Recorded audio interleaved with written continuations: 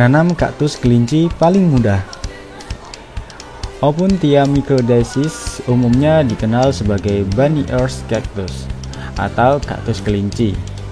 Adalah kaktus yang berasal dari Meksiko. Berbentuk rumpun dengan bantalan tidak berduri, datar, elips hingga melingkar dan tumbuh hingga setinggi 90 cm dan lebar hingga 1,8 meter.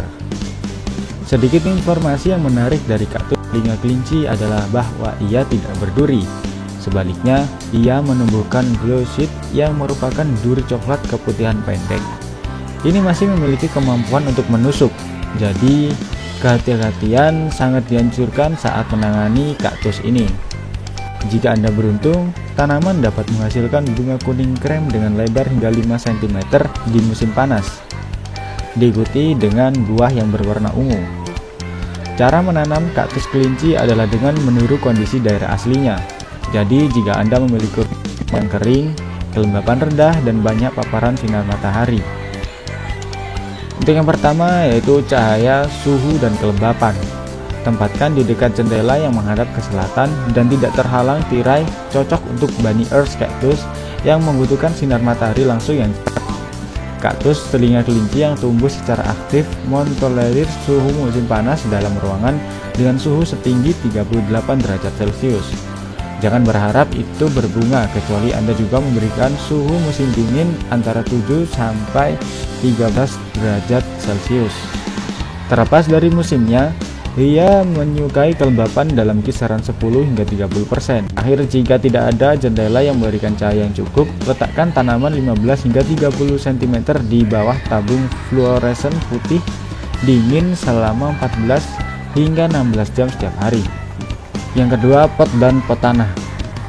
Tanah pot kaktus telinga kelinci yang baik harus cepat kering. Gunakan campuran pot kaktus komersial atau campurkan sendiri. Wadah terbaik untuk kaktus Anda adalah pot tanah liat yang sedikit lebih besar dan dalam dari sistem akar tanaman.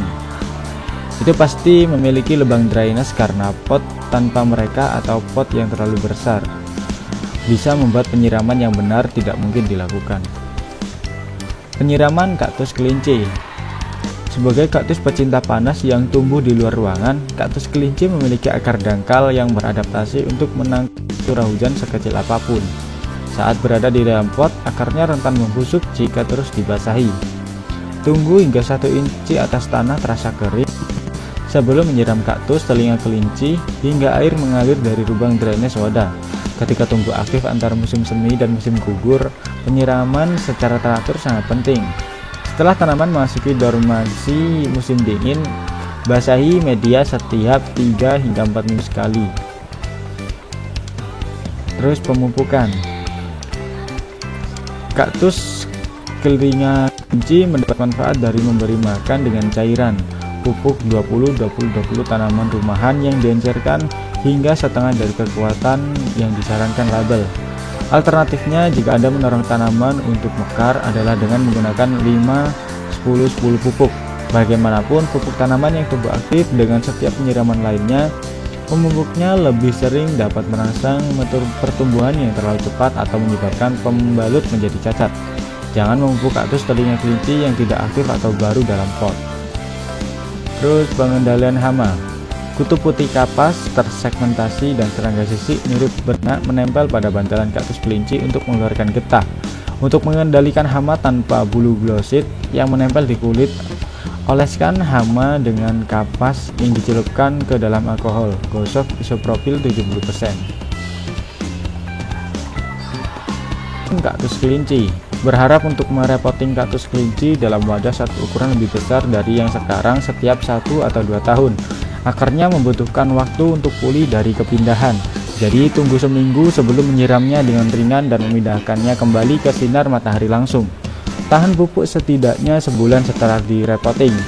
Merepotting, gunakan koran yang digulung atau karpet bekas untuk menangani tanaman agar tidak menyentuh glossite yang mengiritasi pada bantalan tanaman.